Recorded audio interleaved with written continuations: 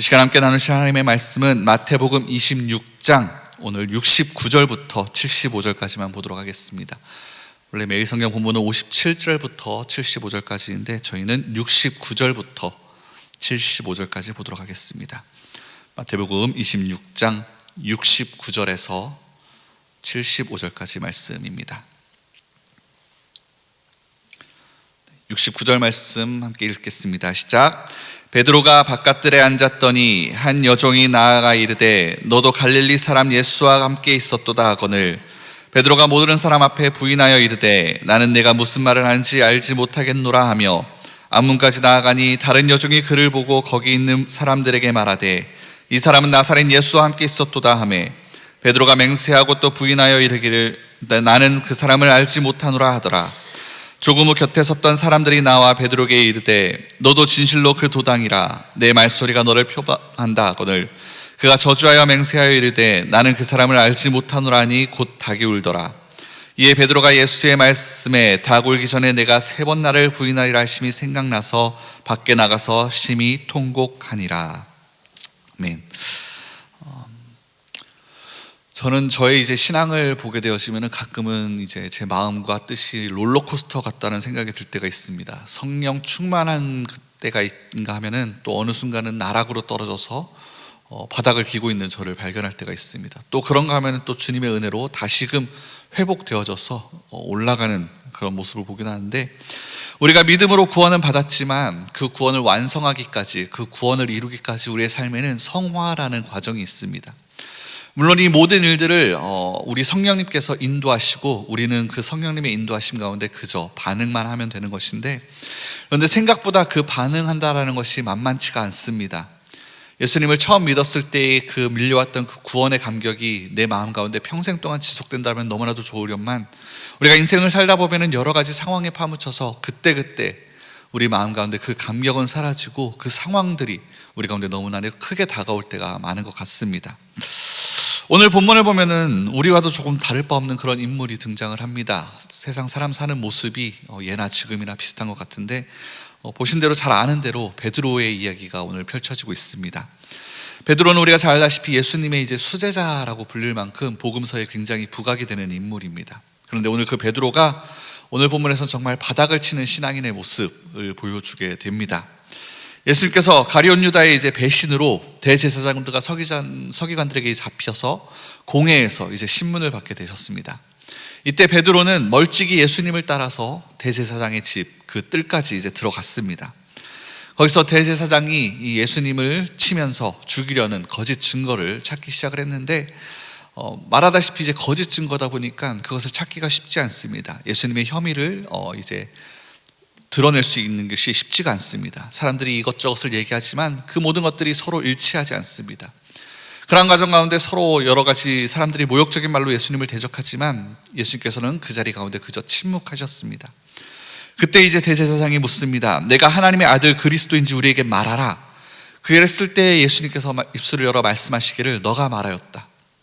즉 너의 말이 옳다. 내가 그다라고 말씀을 하십니다. 자, 그 말을 들은 이제 대제사장이 자신의 옷을 찢으며 그것이 신앙 모독이다, 신성 모독이다 라고 얘기를 하면서 그때부터 사람들을 선동하기 시작을 합니다. 그리고 그 죄를 빌어서 예수님을 사형에 쳐야 된다, 그렇게 이 얘기를 하기 시작을 합니다. 이런 모든 상황들을 베드로가 그저 멀찍이 떨어져서 지켜만 보았습니다. 사실상 그 앞에 이전의 내용들을 쭉 봤을 때 이 베드로라 한다라면은 달려가서 목숨을 걸고 예수님을 끄집어 내올 정도로 그러한 이제 열정이 있었던 사람들로 보이는데 그러한 기세는 온데간데 없이 혹시나 자신의 모습마저 사람들에게 들킬까봐 전전긍긍하면서 멀찍이 숨어서 그 이야기들을, 그 사건들을 보고 있는 모습을 볼 수 있습니다. 대제사장의 집 바깥들에 몰래 앉아서 그 모든 상황을 지켜보고 있었다라는 겁니다. 그런데 그때 한 여종이 이 베드로를 보고 소리를 칩니다. 너도 갈릴리 사람 예수와 함께 있었다. 여기서 갈릴리 사람이라는 표현은 말하자면 이제 예루살렘 출신들이 만들어낸 어떤 경멸의 표현 중 하나라고 합니다. 우리말로 치면 이제 우리 이제 서울에 사는 지역 사람들이 지방에 있는 사람들을 보면서 이제 촌사람이라고 얘기하는 듯한 그런 모습으로 볼 수 있는데 그 순간 베드로가 화들짝 놀라면서 모든 사람 앞에서 부인하면서 외칩니다. 나는 너가 무슨 말을 하는지 알지 못하겠다. 이 모습이 자기 스승이 지금 갑자기 잡혀 들어가서 신문받는 상황으로 전혀 예상하지 못한 그런 상황들이 펼쳐지고 있기 때문에 놀랐기 때문에 그런 순간에 이제 당황하여서 한 번은 실수한 것이다 라고 이해하고 받을 수 있는데, 그 베드로의 실수가 오늘 보면 또다시 반복이 됩니다. 놀란 마음을 어떻게 진정시키고 그 자리에서 벗어나 대제사장의 집 앞문까지 나왔는데, 거기서 이제 또 다른 여종의 베드로를 발견하고 주변 사람들에게 말하기 시작합니다. 이 사람이 나사렛 예수와 함께 있었다. 여기서 나사렛 예수라는 표현 역시 그들이 만들어낸 이제 경멸의 표현입니다. 나사렛 출신 따위가 무슨 일을 하겠느냐, 나사렛에서 무슨 선한 것이 나오겠느냐, 그것과 같은 표현입니다. 나사렛 예수와 함께 있었다는 이 여종의 말을 듣고 베드로가 또다시 맹세하면서 부인을 합니다. 나는 그 사람을 알지 못한다. 우리가 상황이 이쯤 되면 베드로의 태도가 뭔가 문제가 있다라는 생각이 들기 시작하는데, 맹세까지 하면서 자기 스승을 모른다 부인을 합니다. 그리고 특히 예수님을 가리켜 그 사람이라 라고 말하는 이 베드로의 모습을 보면은 예수님이 지금 자신과 정말 상관이 없다라는 것을 강조하는 표현을 지금 쓰고 있다는 것을 볼 수 있습니다. 불과 몇 시간 전만 하더라도 베드로는 예수님과 자기 다른 제자들 앞에서 내가 주와 함께 죽을지언정 주를 부인하지 않겠습니다 라고 호언장담했던 그런 사람입니다. 그런데 그 장담은 온데간데 찾아볼 수 없게 된 그런 베드로의 모습을 보게 되어집니다. 그럼에도 상황이 더욱더 심각해집니다. 조금 후에 곁에 섰던 사람들이 나와 베드로에게 이렇게 말을 합니다. 너도 진실로 그 도당이라, 너의 말소리가 그를 표명한다. 그러니까 지금 베드로에게 당신의 말투도 갈릴리 사람 나사렛 예수 그것과 똑같다라고 얘기하는 겁니다. 당시 제자들은 유다를 제외하고는 모두 다 이제 갈릴리 출신이었기 때문에 아마도 갈릴리 지역의 사투리를 썼던 것으로 이제 예상이 되어집니다. 발음과 억양이 다른 사람들과 그 예루살렘 사람들과 다르다라는 것을 이제 단번에 알 수 있을 만한 그런 말투였던 것 같은데, 베드로는 그런 모든 상황 가운데 이번에도 격하게 이제 반응을 합니다. 74절에 보면은 그가 저주하며 맹세하여 이르기를 나는 그 사람을 알지 못한다. 저주하고 또 맹세하며 이르기를 나는 그 사람을 알지 못한다. 베드로의 부인이 점점 심화되어져 가는 것을, 3번에 걸쳐서 점점 깊은 부인으로 나아가는 것을 볼 수가 있습니다. 여기서 저주의 대상이 명확하게 나오지는 않지만 아마도 정황상 예수님 자신의 스승을 저주했을 가능성이 높습니다. 다들 지켜보는 그 상황 가운데 이 위기를 모면하기 위해서는 가장 확실한 방법이 예수님을 저주하는 것이기 때문입니다. 그러니까 이쯤 되면 이제 베드로의 모습이 우리 가운데 실망감으로 다가오기 시작을 합니다. 불과 얼마 전까지만 하더라도 큰 소리 치던 그것이 한 번이 아니라 3번에 걸쳐서 부인하면서 마치 저주까지 이르게 됩니다. 어느 구석을 봐도 그가 수제자라는 것이 믿어지지가 않습니다. 적어도 베드로야, 너만큼은 그러지 말았어야 되는 것이 아니냐. 지금까지 너가 보여온 모습을 본다라면은 예수님의 그러한 모든 모습들을 바라보고 주님 앞에서 그렇게 너가 부인하지 않겠다 맹세하고 예수님이 변화산에서 그렇게 변화한 모습을 너가 직접 보았던 그 사람이라면은 너만큼은 그러지 않아야 되는 건 아니냐라는 마음이 우리 가운데 드는데, 과연 그런 우리가 이러한 베드로를 욕할 자격이 있는가? 우리의 모습을 한번 돌아봐야 된다라는 것이죠. 저는 이 베드로의 모습을 보면서 바닥을 치던 저의 영적인 상태들, 그 모습들을 보게 되었습니다. 베드로처럼 주님을 따르겠다라고 큰 소리치며 장담하였던 신앙생활이 있었지만 얼마 지나지 않아서 또다시 죄로 인해 넘어지고 주님의 말씀을 부인하는 저의 모습을 떠올리게 됩니다. 여러분은 어떠십니까? 베드로의 실패한 모습 속에서 나의 모습을 혹시 발견하고 계시지는 않습니까? 집회나 여러 예배, 그런 모든 설교 중에 여러 은혜를 받았지만 그때부터 주님을 살겠다라고 외치고 그렇게 주님 앞에 고백했는데 시간이 지나면 또다시 무너지는 우리의 모습을 발견한 적이 있지는 않습니까? 사회에서나 여러분 직장에서나 사람들이 너도 예수쟁이냐라고 물을 때 그 순간 화들짝 놀라서 나도 모르게 아닌 척 해본 적은 있지 않으십니까? 식사 기도에 그냥 잠시 눈만 뜨는 것, 그것뿐만 아니라 그냥 아예 그조차도 하지 않음으로써 애써 내가 기독교임을 드러내지 않으려고 하신 적은 혹시 없으십니까? 오늘 본문에서 베드로가 처한 상황처럼 오늘 우리도 세상의 공격으로부터 우겨쌈을 당할 때가 있습니다. 물론 이 당시 예수님께서 받으셨던 그 박해의 모습, 기독교인이 받았던 그 박해의 모습과는 조금 다른 의미로 우리가 이 시간 기독교의 어떤 박해를 당하고 있지만 전 국민이 교회를 조롱하고 언론마저도 교회에게 온갖 지탄을 쏟아붓는 상황이 있습니다. 어디 가서 이제 예수님을 믿는다라고 말하기 부끄러운 게 예수님이 부끄러운 게 아니라 함께 예수님을 믿는 우리 그리스도인들이 부끄러울 때가 종종 있는 것 같습니다. 그래서 너가 예수를 믿느냐라고 물을 때 그 부끄러워하는 모습 속에 나의 모습도 포함이 되는 것 같습니다. 마치 너가 예수를 믿느냐라고 물었을 때 너가 것이 예수를 믿는단 말이냐, 그런 느낌으로 이제 받아들일 때가 있어서 선뜻 내가 그리스도인이다 말하기 부끄러울 때가 있습니다. 조금 다른 의미로 이제 얘기를 하는 겁니다만, 베드로 주변에도 모두가 예수님을 조롱하면서 그분의 가르침을 왜곡하고 있을 때가 있었습니다. 예수께서 스스로 하나님의 아들 그리스도라 계시하심에도 오히려 그것을 신성모독으로 여기면서 사형으로 이끄는 모습을 보게 되어집니다. 그랬을 때 제자들은 자기 스승이 잡혀가자 거의 모두가 뿔뿔이 흩어져 버렸습니다. 그나마 이 베드로 하나 남아가지고 따라보겠다고 나섰지만 속수무책으로 무너지는 모습으로 오늘 본문에서 지켜보게 됩니다. 그런데 베드로가 그렇게 주님을 3번 부인했다고 해서 우리가 그를 너무나도 나쁜 사람으로만 몰아갈 것이 아니라, 한번 생각해 볼 것은, 보통 사람만 같으면은 이제 한 번 부인했을 때 주변 사람들 때문에 너무나도 놀라서 도망갔을 수도 있습니다. 근데 그나마 베드로였기 때문에 자기가 버틸 수 있는 한 최대한 그 자리에서 버텨보려고 했던 것이 아닌가라는 생각이 듭니다. 처음에 부인하고 나서 자기의 모습 때문에 얼마나 놀랐겠습니까? 그럼에도 그 자리에 좀 있으면서 불과 몇 시간 전에 내가 예수님을 위해서 죽겠다라고 고백했는데 내가 지금 부인했다, 그 모습 때문에 놀라가지고 그 마음이 심히 괴로웠을지도 모릅니다. 그런데 2번째 맹세하면서도 또 예수님을 부인하였습니다. 그 사람을 알지 못한다라고 했을 때 베드로의 마음이 어떻겠습니까? 상황 때문에 이렇게 휘말려가지고 주님을 부인했다는 나의 모습 때문에 놀랐을 것 같습니다. 내가 도대체 그럼 왜 이러고 있는가 생각이 들었을 것 같습니다. 근데 마지막 3번째 주님을 저주하면서까지 맹세했을 때는 정말 그가 신앙이 없어서 이랬을 거라는 저는 생각이 되지 않습니다. 오히려 예수님을 너무나도 잘 알고 있기 때문에, 하지만 예수님을 안다고 그렇게 말했을 경우 자신도 똑같이 그와 같이 잡혀갈 것 같은 그런 두려움 때문에 그가 이렇게 반응했을 것 같습니다. 그런데 우리도 과연 이 베드로의 마음이 우리 삶 가운데 과연 이해되어질 수 있을까 여겨졌을 때, 내가 그 자리에 있었다라면 나는 과연 어떻게 반응했을까? 우리의 모습을 돌아봐야 된다라는 것이죠. 지금 베드로는 주님을 따르고 싶어도 더 이상 따라가지 못하는 자신의 어떤 무능함 때문에 아마 죽고 싶을 만큼 괴로웠을 것 같습니다. 나는 분명 내 마음 가운데 육신을 원하는데 계속해서 내 모든 상황 가운데 계속해서 두려운 마음이 임하면서 어쩔 수 없이 내 입술로 예수님을 부인해야 하는 그 모든 상황 가운데 무너져 내려가고 있었을 것 같습니다. 극도로 괴로워하는 그 절망 가운데 닭 울리는 소리가 들리기 시작합니다. 그 순간 베드로의 눈이 예수님과 마주칩니다. 오늘 본문에는 나오지 않지만 누가복음에는 주께서 돌이켜 베드로를 보셨다라고 표현이 되어져 있습니다.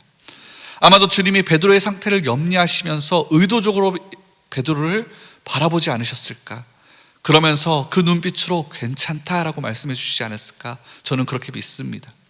그를 위해 그 눈빛을 통해서 베드로를 위해 기도하지 않으셨을까 싶습니다. 그 순간 예수님이 하신 말씀이 떠올랐습니다. 오늘 본문 75절의 말씀, 이에 베드로가 예수의 말씀에 닭 울기 전에 내가 3번 나를 부인하라 하심이 생각나서 밖에 나가 심히 통곡하니라. 불과 몇 시간 전에 주님이 하셨던 그 말씀이 떠올랐습니다. 그렇게 큰 소리치던 베드로가 이제는 곧 어떻게 될지를 두고 주님께서 예언하신 그 말씀, 그것이 지금 베드로 가운데 떠올라집니다. 베드로에게 경고하셨다라기보다 그 상태가 염려되어져서 기도하며 깨어있으라라는 의도로 주님께서 말씀하셨던 것 같습니다. 그렇기에 그것이 기억난 베드로가 밖에 나가서 심히 통곡하는 것입니다. 그 눈빛에 담겨있는 예수님의 의도가 너무나도 절실히 다가오기 때문에, 나를 너무나도 끔찍히 사랑하시는 마음 가운데 너의 그 모든 상황들을 내가 알고 있다, 그럼에도 내가 너를 이해한다, 그렇게 말씀해 주시는 것 같은 그 예수님의 마음 때문에 베드로는 예수님의 그 마음을 깨닫고 통곡하지 않았을까? 그러면서 베드로가 고백했을 것 같습니다. 주님, 제가 이런 놈입니다. 주님을 따르겠다라고 고백하고 큰 소리 쳤지만 주님이 잡히시자마자 그 상황 가운데 내가 두려워서 도무지 주님을 안다라고 얘기할 수 없는 그런 인간입니다. 그런 연약한 인간입니다. 그런 저를 무엇 때문에 제자로 부르셨습니까? 저는 더 이상 주님의 제자라고 말하지 못하겠습니다. 그러면서 주님 앞에 그렇게 절규하지 않았을까 생각이 되어집니다. 그런데 여러분, 베드로가 보여주는 이러한 모습이 저와 여러분들의 모습과 다를 것이 없다라는 것입니다. 신앙은 분명히 있는데 어떤 선택의 상황들이 올 때마다 우리는 매일같이 주님을 부인하고 외면할 때가 있습니다. 매 순간순간 주님의 말씀이 우리 마음 가운데 성령님을 통해 깨달아지지만 애써 내 마음의 그런 모든 깨달음을 뒤로하고 나의 육신의 정욕을 따라서 내가 편하기 좋은, 내가 선택하기 좋은 것들을 따를 때가 너무나도 많습니다. 그런 모든 순간 우리는 베드로와 같이 주님을 부인하는 자의 모습이라는 것이죠. 미워하지 말라, 사랑하라 말씀하지만 우리가 애써 그 말씀을 무시하고 누군가를 미워하기를 선택할 때에 우리는 주님을 부인하는 모습이라는 겁니다. 그러나 너무나도 감사한 것은 베드로의 오늘의 이런 모습이 오늘 본문으로 끝나지 않았다라는 겁니다. 우리가 잘 알다시피 부활하신 주님께서 3번이나 부인했던 그 베드로를 찾아오셔서 3번이나 주님께서 물으십니다. 요한의 아들 시몬아, 너가 나를 사랑하느냐? 그렇게 마음 가운데 정말 절규하면서 울었던 그 베드로, 주님을 똑바로 쳐다보지도 못했습니다. 주님께서 오셨다 말씀하셨을 때, 제자들이 소리쳤을 때 그렇게 물 속에 뛰어들면서 주님을 향해 나아갔지만 주님께 말 걸지도 못하고 그냥 멀찍이 서서 바라보았던 그런 베드로의 모습인데, 주님께서 먼저 다가오셔서 말씀하십니다. 요한의 아들 시몬아, 너가 나를 사랑하느냐? 그 가운데 베드로는 근심하면서 대답했을 것 같습니다. 주님, 제가 당신을 사랑합니다. 내 마음은 주님을 사랑합니다. 그런데 3번 주님께서 물으셨을 때 정말 심히 괴로워하면서 베드로가 대답합니다. 주님께서 그것을 아십니다. 나의 연약함, 그 모든 상황, 당신을 사랑함에도 이렇게 대답할 수밖에 없는 그 모든 모습들을 주님께서 아십니다. 그랬을 때 주님께서 뭐라 말씀하시느냐? 내 양을 치라, 내 양을 먹이라, 내 어린 양을 먹이라 하시면서 주님께서는 당신의 양을 베드로에게 맡겨 주십니다. 우리가 이 사실을 주목해야 됩니다. 베드로가 그 양들을 먹이고 칠 수 있는 능력이 있기 때문에 주님께서 그에게 맡기신 것이 아니라 다시 한번 주님께서는 베드로를 붙잡아 주시고 그럼에도 불구하고 그에게 하나님의 사명을 주셨다라는 것입니다. 그러고 나서 실제로 오순절 성령 강림 이후 베드로는 성령의 능력에 힘입어서 주님의 일을 감당을 합니다. 그 감당하는 모습 속에서도 사실 인간적인 모습들이 여러 번 드러납니다. 주님께서 이방인에게도 성령을 부어주셨지만 그 이방인과 함께 있는 모습을 유대인들에게 보이는 것이 두려워서 그 자리를 피하는 그런 베드로의 모습이 사도행전에도 또 등장을 합니다. 인간적인 모습이 역시 나타납니다. 그럼에도 주님께서 계속 그를 붙잡으시면서 하나님의 일 가운데 그를 세워놓으셨다라는 겁니다. 큰 일을 감당케 하셨다라는 것이죠. 사랑하는 성도 여러분, 저와 여러분들 같이 역시 이러한 모습으로 이 땅 가운데 살아가고 있다라고 생각이 되었습니다. 우리 주님은 우리의 실패와 절망과 좌절을 모두 다 지켜보고 계십니다. 그 가운데 여전히 그 시선을 우리 가운데 두고 계십니다. 우리가 마음 가운데 그 모든 모습들이 우리 스스로가 두렵고 우리 스스로가 부끄러워서 주님으로부터 시선을 돌린다 하더라도 주님께서는 그 시선을 계속해서 우리 가운데 두고 계십니다. 그러면서 그 마음 가운데 그 시선 가운데 말씀하고 계시는 거죠. 그러한 모습 역시 내가 다 안다. 너가 그럴 것을 내가 다 안다. 너의 그런 모든 연약함을 내가 다 안다. 그럼에도 나는 너를 끝까지 사랑한다. 주님께서 우리 가운데 그렇게 말씀해 주시는 것 같습니다. 너의 그런 실패도 내가 알고 있고 너의 그런 엉터리 같은 연약한 모습도 내가 알고 있고 너의 그 최악의 모습도 내가 다 알고 있음에도 불구하고 나는 지금 너를 위해 십자가를 지러 간다. 그렇게 주님께서 말씀하시고 그럼에도 내가 너를 위해 너에게 나의 양떼를 맡긴다 라고 예수님께서 우리 가운데 말씀해 주고 계신다라는 것입니다. 그것에 힘입어 우리가 하루하루 살아간다라고 우리는 생각되어집니다. 여러분, 그렇게 우리가 주님 앞에 매일같이 나아가야 됩니다. 나의 연약함을 주님 앞에 그대로 아뢰면서 주님, 그럼에도 불구하고 내가 당신을 사랑합니다. 그 사랑하는 마음을 주님께서 아십니다. 내 능으로 나아갈 수 없지만 그 마음은 있습니다. 그러니 주님께서 아십니다. 그렇게 나아갈 때에 주님께서 그 크신 사랑으로 우리를 안으실 줄 믿습니다. 그리고 이 땅을 살아갈 수 있는 힘을 또다시 허락하실 줄 믿습니다. 오늘 하루 그 사랑과 그 힘주심에 힘입어서 살아갈 수 있기를 주님의 이름으로 축원을 드립니다. 내 연약함을 내려놓고 내 연약한 모습 그대로 주님 앞에 나아가서 나를 붙잡으시는 주님을 다시 한번 경험할 수 있는 저 여러분 되기를 주님의 이름으로 축원을 드립니다. 기도하겠습니다.